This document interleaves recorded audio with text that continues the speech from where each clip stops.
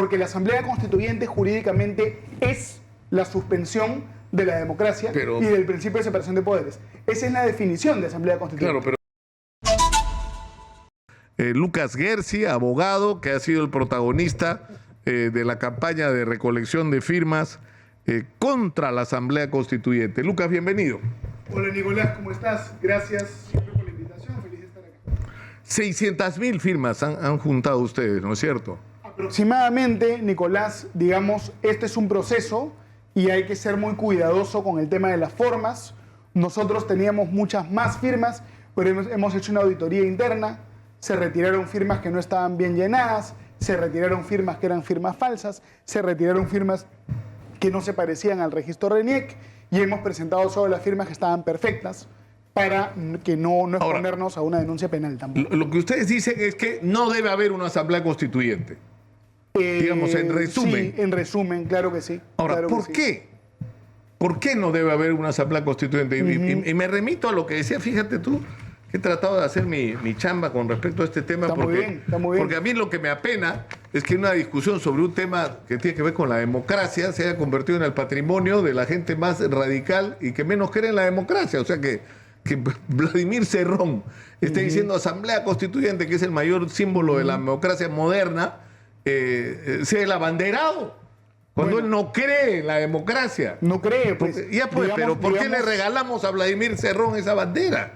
A ver, el trabajo que hemos hecho nosotros, Nicolás, tiene por objetivo poder evidenciar, socializar, transparentar las características de la Asamblea Constituyente que no son conocidas por la población en el Perú de manera mayoritaria, ¿no es cierto? ¿Cuál es el primer problema con la Asamblea Constituyente? Tiene poder absoluto.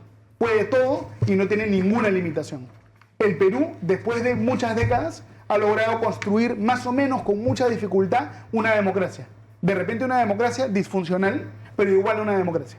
La pregunta es, para mejorar la democracia, ¿mejoramos la democracia a través de la democracia o mejoramos la democracia suspendiendo la democracia? Porque la Asamblea Constituyente jurídicamente es la suspensión de la democracia y del principio de separación de poderes. Esa es la definición de Asamblea Constituyente. Claro, pero se supone que es la institución fundacional de la democracia.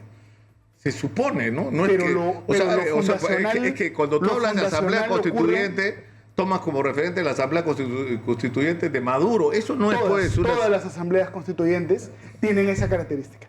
Es precisamente una institución fundacional que tiene que operar en un momento fundacional o en un momento de transición de dictadura a democracia, no en cualquier momento. Claro, tiene poder absoluto, puede intervenir en todos los poderes del Estado, puede concentrar el poder. La propuesta de la izquierda extrema es que ni siquiera sea electa democráticamente en su mayoría, sino electa más o menos a dedo con mecanismos corporativistas. Entonces es una pésima idea, ¿no? Sometamos a referéndum, Nicolás, de acuerdo, temas fundamentales. Se puede plantear referéndums. Podemos plantear incluso un referéndum sobre si el Estado debe tener empresas públicas o no, sobre si debe haber control de precios o no. Vayamos a referéndums de temas puntuales.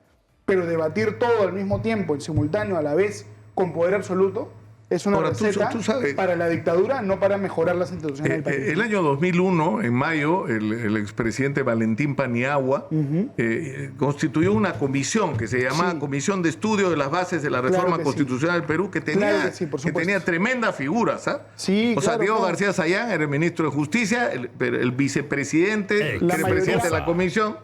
O sea, era Domingo García Belaúnde, estaba Javier de Belaúnde, Samuel Abad, Alberto Borea, Francisco Iguren, Javier Primo, creo que él fue consultor. Avendaño, Martín Belaúnde, Enrique Bernales, Blancas, Ernesto Blume Fortini. Correcto, Patricia Donal. Yo quiero evidenciar cierta ironía que me resulta entretenida en este recuento histórico que estás haciendo. Porque muchos de los que ahora han salido a decir de ninguna manera la constituyente, en esa época estaban a favor. La defendían, eso es algo la proponían. Eso es algo que yo noto, me parece interesante. Evidentemente yo en esa época era un niño, yo no estuve en esa, yo no participé en eso. Puedo dar fe que eras un niño. Yo era un niño. Porque te conocí en esa época. Pero mira, digamos, lo que dice. Pero la lo ironía importante no deja de ser divertida, ¿no? Claro, pero no solo es importante lo que son, digamos, figurones en el mejor sentido de la palabra. Hay gente que sabe del tema constitucional. Pero sin duda, eso no lo disputamos. Eso no lo disputamos. Y que ¿qué proponían en esa época? Ellos decían, hay tres alternativas. ¿Por qué? Porque había habido una asamblea constituyente, que era el Congreso Constituyente Democrático, que tenía varios problemas. Había sido producto de un golpe de Estado. Se convoca, no van a Acción Popular y el APRA, que eran partidos muy importantes en ese momento. En tercer lugar, había sospechas sobre la independencia del sistema electoral. Reales, ¿sabes? No como las de ahora. Sistemas reales, estaba Portillo, cambiaban las elecciones. El 30% que es convocado al referéndum no va. El 30% de los que votan en relación al universo electoral votan en contra. El 6% vota blanco o le anulan el voto y solo el 33% vota a favor. Entonces tienes una constitución que ha sido aprobada con el 33% del electorado, donde además hay un problema. Exitosa. El sí le gana al no por 300,000 votos. Y resulta que hubo 500,000 de 560,000 votos nulos. Mira, ¿dónde se anuló la votación? Donde ganó el no. Nicolás, entonces mira, la sospecha era, pero a lo que voy es a contextualizar. Déjeme acompañarte en tu reflexión histórica, ¿ya? Si yo hubiese estado en edad de votar y de hacer campaña en esa época, seguramente hubiese hecho campaña por el no y no campaña por el sí. Y eso te lo digo con total claridad. ¿Y ya? Pero digamos, ¿por qué es importante esto, Lucas? Y no quiero ser impertinente, lo que quiero ser es que... Está bien. O sea, yo lo que quiero es que esta discusión no es propiedad pues, del señor Vladimir Cerrón y de los ultras. No, señor. Esto es una discusión de la gente que cree en la democracia en el Perú, ¿no? Y donde este tema hay que retomar el debate con seriedad y ver cómo tenemos un instrumento que reúna nuestros objetivos como nación y las reglas de juego. Hay una debilidad en el concepto de democracia que tenemos en América Latina. Y este no es un problema solo del Perú y no es un problema solo de Perú Libre o de Pedro Castillo. En América Latina hemos cultivado una versión tóxica del constitucionalismo y una visión tóxica de lo que significa la democracia. Y queremos refundar los países a cada rato. Refundar los países a cada rato te produce inestabilidad jurídica, instituciones débiles, instituciones que nadie respeta, fomenta el radicalismo, fomenta que el que tiene una mayoría mínima en un momento se quiera apoderar de todo. Claro, pero el problema, Lucas, es que eso pasó en 93. No, pero por supuesto o sea, que tú pasó. Yo no lo estoy negando. Tú has aprobado una constitución. Yo no lo estoy negando eso, yo creo que desde el saque hay que decir algo, ¿no? O sea, a mí me parece... No sé qué adjetivo usar para que no se me malinterprete, pero me parece fatal la manera como se hizo la Constitución del 93. Pero es la Constitución que tenemos A ver, y que hay que respetar hasta que tengamos otra. Eso tiene que ser el principio de la Constitución histórico, yo creo que en este caso existe. Pero esta Constitución ha estado vigente por uno de los periodos más largos de estabilidad democrática que hemos tenido, ha sido objeto de un montón de cambios, y la pregunta es, ¿cuál es la mejor forma de hacer cambios? Estamos de acuerdo los dos, seguramente, que hay un montón de cambios que hacer en la Constitución. ¿Cuál es la forma correcta de hacer cambios? Ya, pero a eso quiero, quiero terminar. Respetando la separación de poderes, a través de los mecanismos establecidos o los cambios que te producen un espacio de poder absoluto que puede ser aprovechado por cualquier caudillo, de izquierda, derecho, centro, caudillo de cualquier color, para acumular el poder. La acumulación de poder y la obsesión con la refundación es mala. Y por eso es que esta propuesta de estas personas ilustradas en ese momento no prosperó, porque se generó un consenso que no era una propuesta, digamos, oportuna, ¿no? Claro, pero hace 21 años, quienes hoy se han convertido en los voceros de la oposición a una asamblea constituyente decían, la Constitución del 93 fue aprobada por un Congreso Constituyente Democrático fruto de un golpe de Estado, dependiente de un gobierno autoritario y corrupto. Te estás obsesionando con la historia. No. Pero déjame terminar. Muy buenas también de la Constitución. No, pero ¿qué más dice? La Constitución del 93 fue aprobada en un debate parlamentario controlado y no libre, ratificado en un referéndum que se realizó sin ninguna seguridad, etcétera. La Constitución del 93 solo ha servido como instrumento de la dictadura, pues ha sido vaciada de contenido.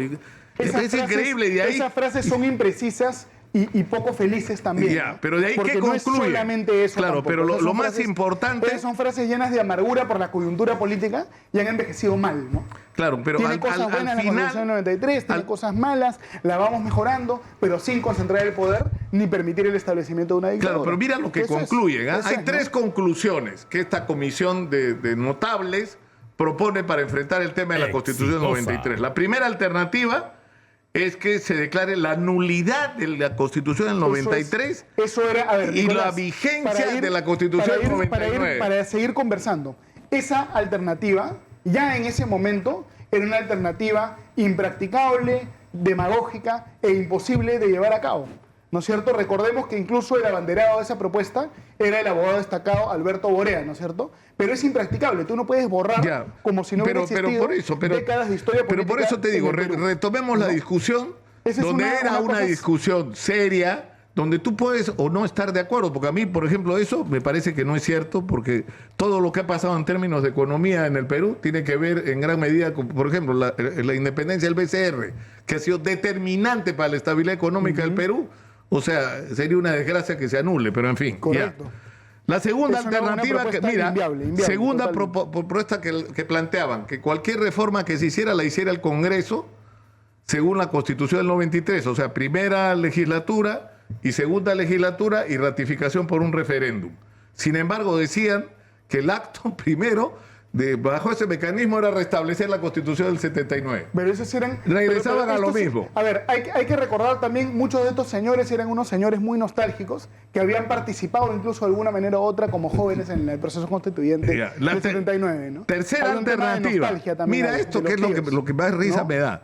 La tercera alternativa es convocar un referéndum para consultar al pueblo si quiere retornar a la Constitución del 79. Y si es así, convocar a una asamblea constituyente.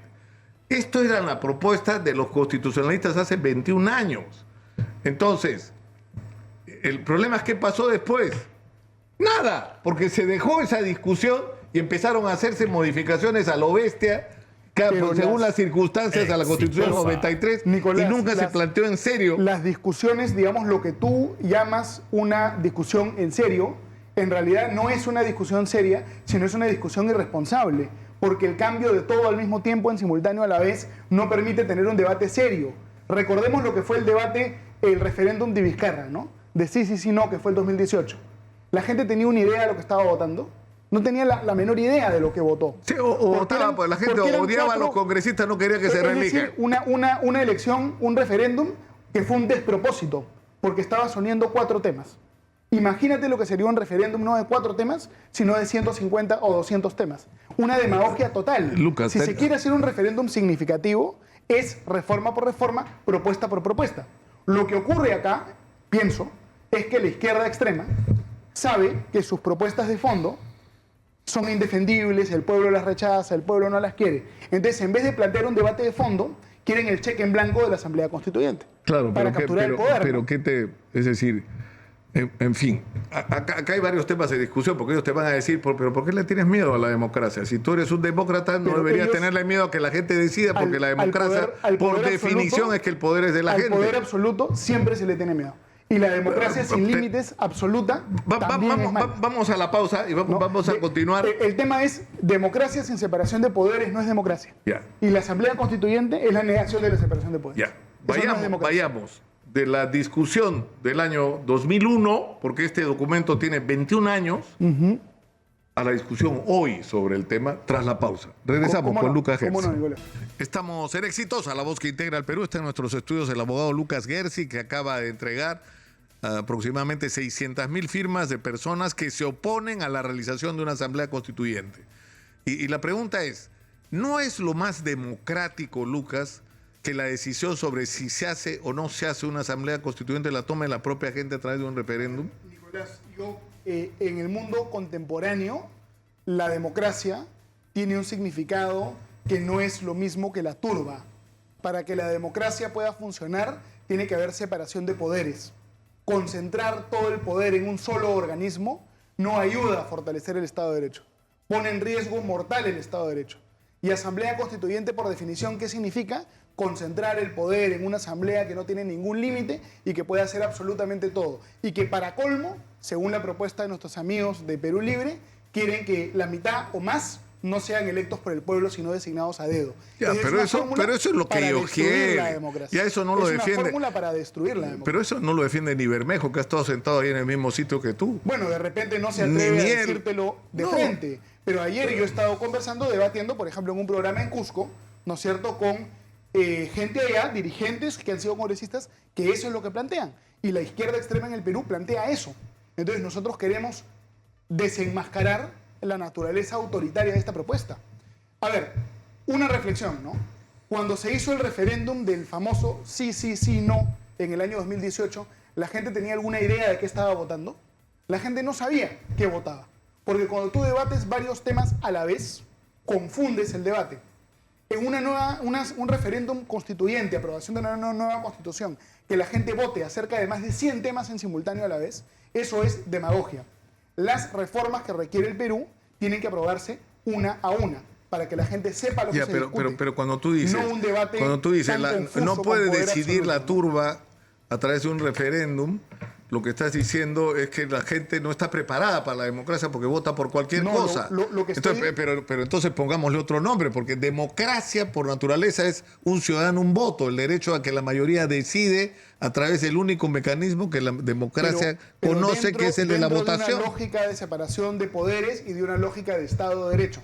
Una democracia sin límites, ¿no es cierto?, que puede todo, que no tiene ninguna limitación, puede dar lugar a que una mayoría, aunque sea minúscula, triture todo lo demás. Pero eso no lo puedes... ese no es el significado. Pero hay mecanismos para que eso no ocurra. Es decir, una asamblea constituyente debería tener como principio que todo lo que se apruebe tenga o los 2/3, y yo diría que hasta más de consenso, porque si no, no pasa. Es decir, porque acá el problema es ¿De qué se trata? Ese requerimiento que tú estás diciendo, por ejemplo, haría que una asamblea constituyente sea un poco menos peligrosa. Ese es Claro, pero por eso, pero Lucas, el problema parte de que, yo insisto, se le ha regalado la bandera de la democracia, o sea, porque estás en una discusión donde la gente de izquierda dice, y no solo los de izquierda, he visto las encuestas, es impresionante, creo que el 70% está...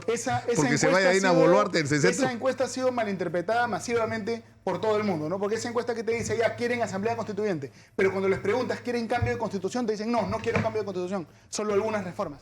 Significa que la gente no tiene idea qué es la asamblea constituyente. Claro, pero y la mayoría, según esa encuesta, pero el tema, Lucas, es este. Es decir, cuando depende cómo interpretes las cosas, o sea, ¿qué debería ser una asamblea constituyente? Y yo tengo como referente, en mi experiencia personal, la Constitución del 79, que presidió allá de la Torre, que fue una instancia extraordinariamente democrática, representativa del Perú, y donde se puso a discusión, pudo ser mejor en muchísimos aspectos.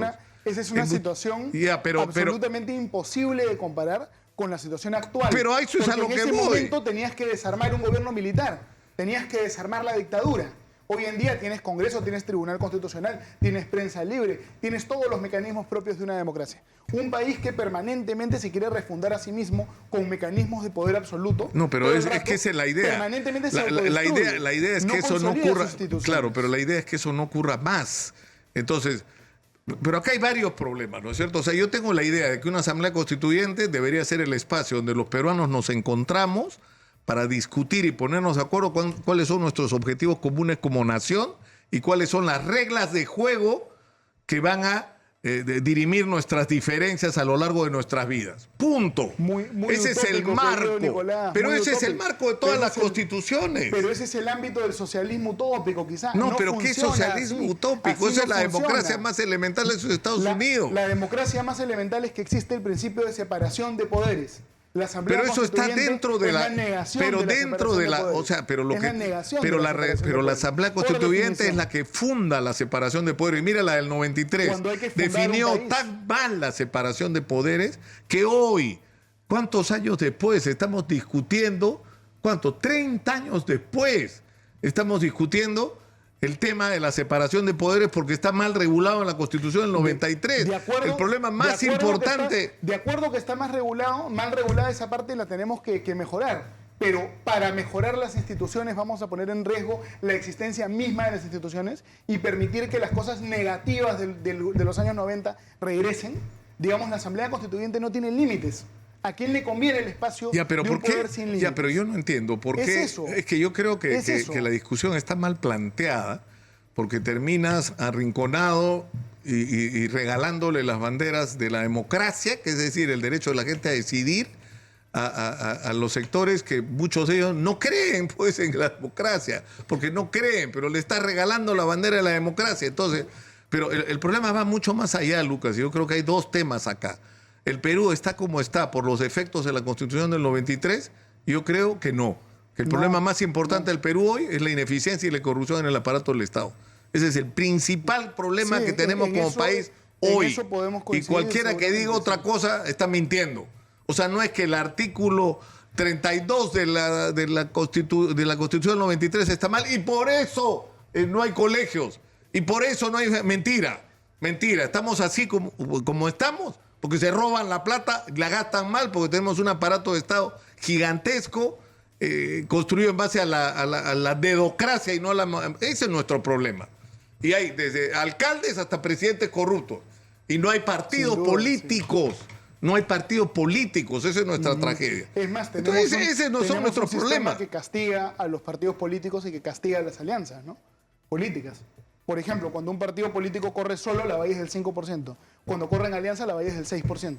Es decir, se castiga a las alianzas y se promueve a los caudillos.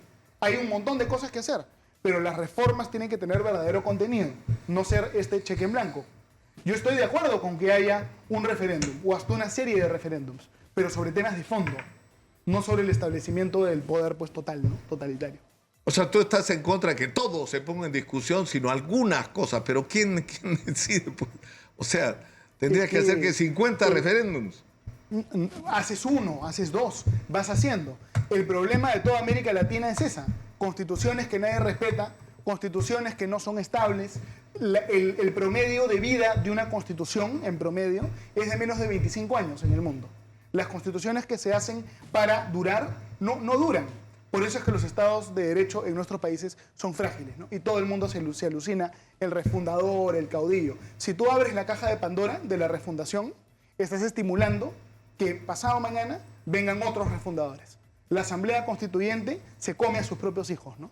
No es aceptable. Claro, yo al comienzo del programa del día de hoy... no sea refundacional. Ese es el tema. Mira, no es aceptable. Al comienzo del programa del día de hoy yo he hablado del tema de cómo el Perú ha estado dividido entre fujimorismo y antifujimorismo.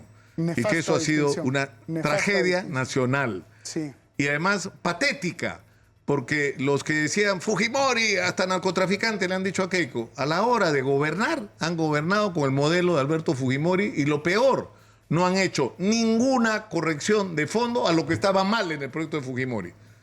A lo que estaba mal, a la ineficiencia del Estado, a la corrupción, al sistema de justicia, a la falta de planes en educación, en salud, en infraestructura, a la falta de un proyecto de industrialización nacional.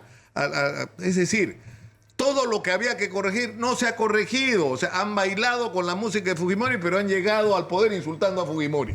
Bueno, o sea, eso es lo que nos ha pasado. Totalmente involucrados en la corrupción y con proyectos autoritarios. Y con proyectos autoritarios también, ¿no? Cualquier persona que sepa mirar los hechos va a reconocer los claroscuros, ¿no? Las virtudes y los defectos.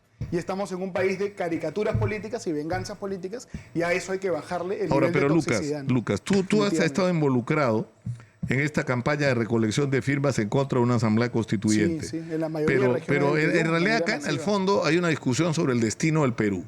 ¿Qué país queremos construir? ¿Cómo soñamos el Perú del futuro? ¿No? Que con toda seguridad yo no voy a ver, pero que probablemente tus hijos tengan la oportunidad de ver si tu generación hace las cosas correctamente. Yo creo que esa es la discusión. Y esa es la discusión, la única que no estamos dando. O sea, yo digo todos los días, y parezco un loco, oiga, somos Arabia Saudita, tenemos cobre, todo el mundo quiere cobre, el precio del cobre está por las nubes, el país está viviendo un desmadre y los números suben. ¿Por qué suben? Porque el precio del mineral sigue subiendo. Entonces aprovechemos la oportunidad, saquemos el mineral. ¿Y cómo sacamos el mineral? Trayendo inversión extranjera y comprometiendo y haciendo parte de los beneficios a las comunidades y las zonas afectadas. Que ellos también sean ricos. Eso va a cambiar el Perú, pero discutamos eso. Discutamos Bueno, no. agricultura, exportación. ¿Cómo hacemos para extender las áreas, para que haya millones de gente con chamba? Incorporemos a los pequeños agricultores, a los pequeños agricultores. Lucas, no se discute eso en ninguna parte. Yo lo he dicho varias veces acá, inclusive el Perú tiene un problema gravísimo en el tema de recursos naturales, porque la propiedad de la tierra no coincide con la propiedad del recurso. Lo que hace el Estado es que entrega en concesión comunidades campesinas enteras. Entonces yo he visto no un caso, sino decenas de casos donde una comunidad campesina dice el 100% de mi territorio es una concesión minera. Entonces si la concesión se explota yo desaparezco. Esa duplicidad no puede existir. El recurso tiene que ser propiedad del dueño del suelo, ¿no? Eso lo hemos hablado un montón de veces. Claro, pero eso es una reforma constitucional. Es una reforma constitucional. Pero de las más grandes. El problema de los recursos naturales sí es una reforma constitucional que se arregla cambiando un artículo, ¿no? Por ejemplo. Sobre eso podríamos tener un referéndum, por ejemplo, ¿no? Entonces, el tema es... Te digo otra cosa que yo creo que deberían estar discutiéndose. Mira, me he enterado, ¿no? Lucho Carranza, del Instituto de Gobierno de la Universidad de San Martín, va a lanzar un libro a fin de mes. Correcto. Que yo creo que es un aporte, va a ser un aporte extraordinario al debate nacional. ¿Sabes lo que plantea? El problema de la infraestructura en las regiones y todo lo que hay que hacer en el Perú.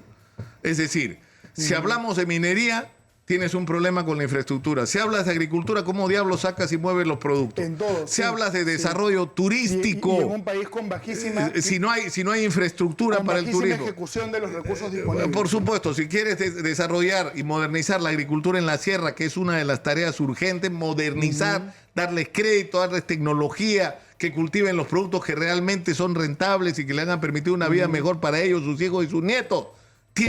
Necesitas infraestructura para el agua, para las carreteras, para los puentes.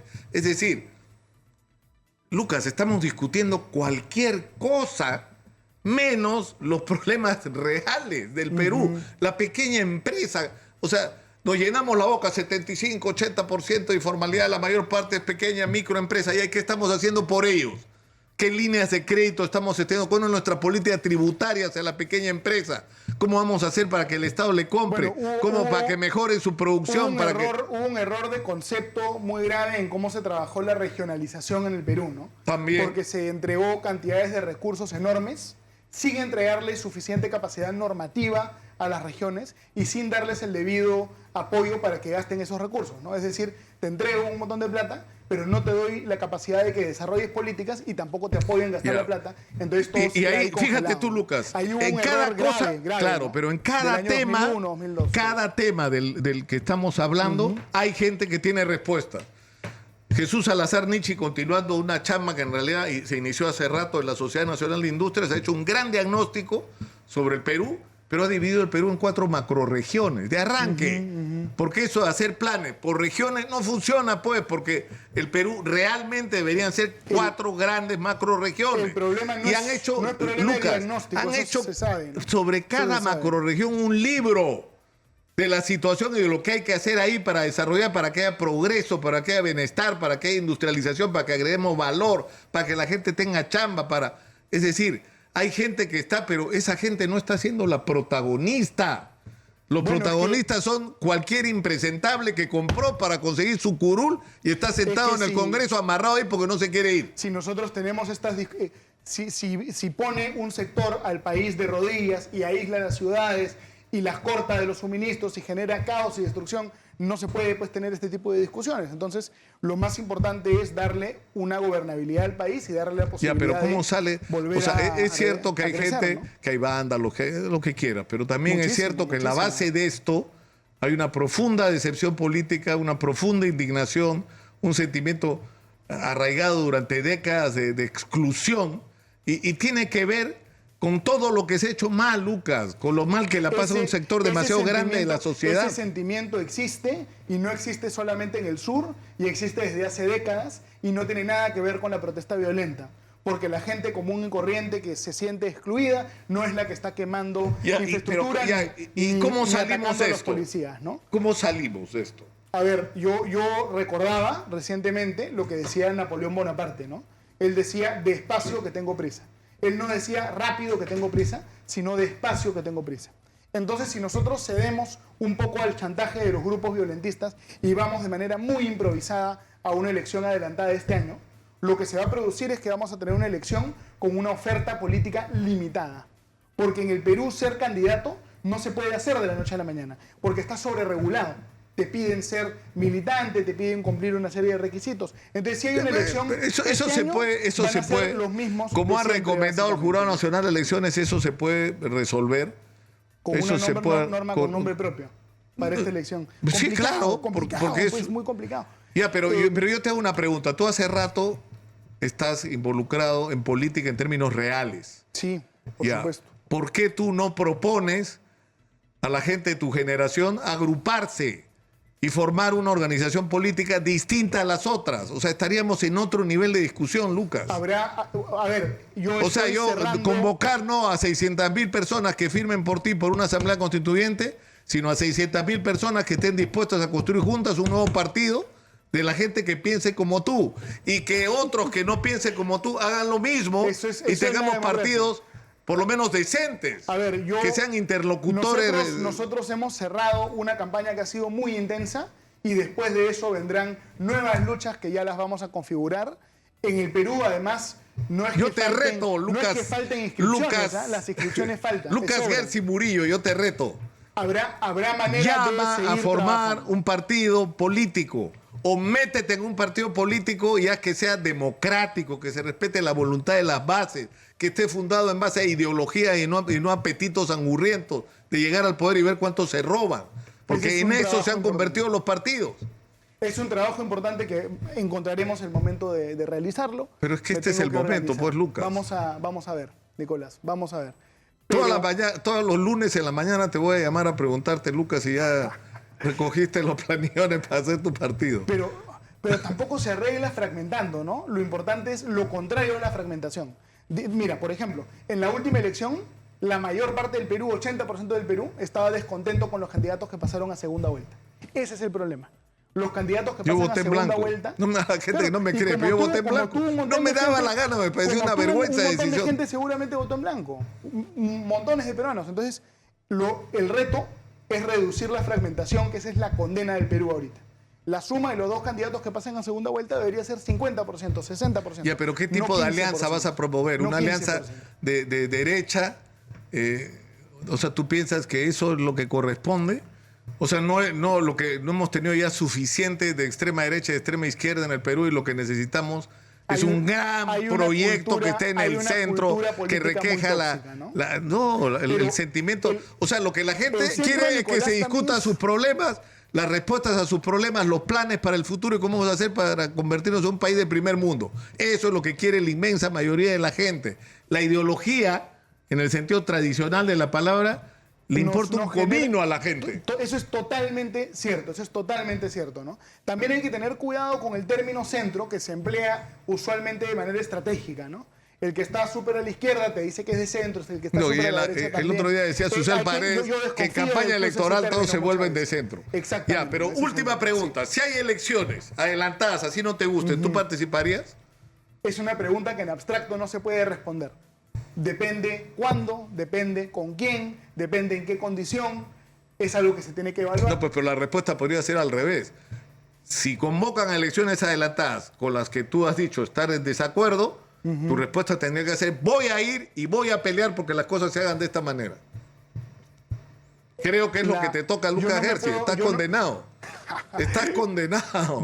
¿Quién te manda a meterte en esto de recoger firmas? Ahora tienes que seguir. Ya no puedes parar. Lucas Gersi, yo no estoy de acuerdo contigo. Yo no vengo acá con la ambición. No, yo lo sé. Se ve en su momento. Yo no estoy de acuerdo contigo en la mitad de las cosas que piensas. Está muy bien. Yo no estoy de acuerdo contigo. Y discutimos si podemos ser amigos y tener una relación cordial. De acuerdo, pero yo creo que tú has adquirido, como otros, la obligación de dar el paso siguiente. La gran tragedia de este país es que no tiene partidos políticos que merezcan el nombre, y ya llegó la hora de construirlos. Y ahí tú tienes que asumir tu responsabilidad, Lucas Gersi Murillo. Bueno, te digo los dos apellidos porque conozco a tus dos padres. Yo no escapo a ninguna responsabilidad. Hay que seguir trabajando en el tema que hemos hecho contra la Asamblea Constituyente. Lo principal no es el resultado, sino que lo principal es el trabajo de largo plazo. El debate transparente, abierto, de un tema de opinión pública. Y yo quiero terminar con un mensaje a la gente que no está, a la gente de la derecha del espectro político. No a la izquierda, sino a la derecha. si la derecha siempre va a perder si es que evita las discusiones importantes. Uno nunca va a ganar nada si se esconden argumentos formalistas, leguleyos, técnicos. Siempre hay que debatir con honestidad intelectual del tema de fondo. Y eso es lo que buscamos hacer nosotros con la campaña de recolección de firmas y lo que yo siempre voy a buscar hacer, ¿no? Debatir siempre el tema de fondo con honestidad. Lucas Gersi ha estado con nosotros. Muchas gracias, Nicolás. Lucas. Muchas gracias. Y siempre tienes, tú lo sabes, un espacio abierto acá.